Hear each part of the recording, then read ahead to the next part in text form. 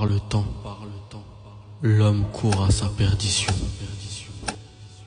Par le temps, l'homme court à sa perdition. À part les croyants qui ont accompli de bonnes œuvres, qui se recommandent mutuellement la vérité et qui se recommandent mutuellement la patience. Il y a 4 questions dans cette sourate-là qu'il faut se poser. La première question, pourquoi Allah nous dit à part les croyants? La deuxième question, qui ont accompli de bonnes œuvres? La troisième question, qui se recommandent mutuellement la vérité? Et la quatrième question, qui se recommandent mutuellement la patience? La première question, quand Allah dit à part les croyants, il parle du savoir. Car on ne peut donner foi à une chose sans avoir connaissance. C'est pour ça qu'il est important de connaître Allah, son prophète et l'islam. La deuxième question, qui ont accompli de bonnes œuvres? C'est la mise en pratique du savoir. La troisième question, qui se recommande mutuellement la vérité, c'est prêcher les gens au savoir et aux œuvres pieuses. Et enfin la quatrième question, qui se recommande mutuellement la patience. Il préconise de patienter dans le chemin de la prédication et au savoir et aux œuvres pieuses. Cette sourate-là, la sourate Al-Asr, nous amène à la méditation, à réfléchir sur les versets d'Allah. Puis quand Allah jure par le temps, ce n'est pas pour rien. Pourquoi? Car le temps est l'unité qui enregistre les événements bons ou mauvais que traverse l'humanité. De ce point de vue, il pousse également à la méditation. Allah nous dit, il est celui qui fait alterner le jour et la nuit pour l'homme désireux de se rappeler ou d'exprimer sa reconnaissance.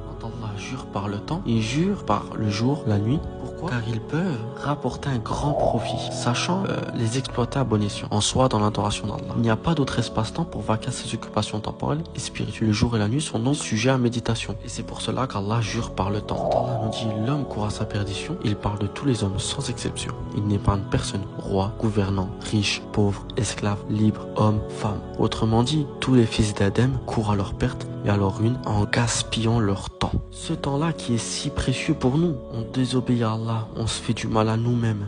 Il y a beaucoup de gens qui n'ont pas conscience de la valeur du temps. Ils s'ennuient, ils veulent tuer le temps. C'est ce qu'ils revendiquent eux-mêmes. Mon frère, Allah jure par le temps. Et ce n'est pas pour rien. Ça amène à la méditation cette sourate-là. Sachez une chose, le temps que vous gaspillez aujourd'hui, ce sera une source de regret demain devant le Seigneur. Par contre, si ce temps-là, il est utilisé à bon escient, elle sera la source du bonheur. Autrement dit, Allah dit, tous les hommes courent à leur perte. Sauf quoi? Sauf ceux qui arrivent à réunir 4 choses. Le savoir, les actes, la prédication et la patience. Du point de vue étymologique, le terme sabr, patience, signifie retenir par la force. Il existe 3 sortes de patience. Patienter face aux obligations, patienter face aux interdictions et patienter face au destin. Ibn Taymiyyah rahimahullah nous dit, la foi est composée de 2 moitiés. Une moitié de patience et une autre moitié de remerciement.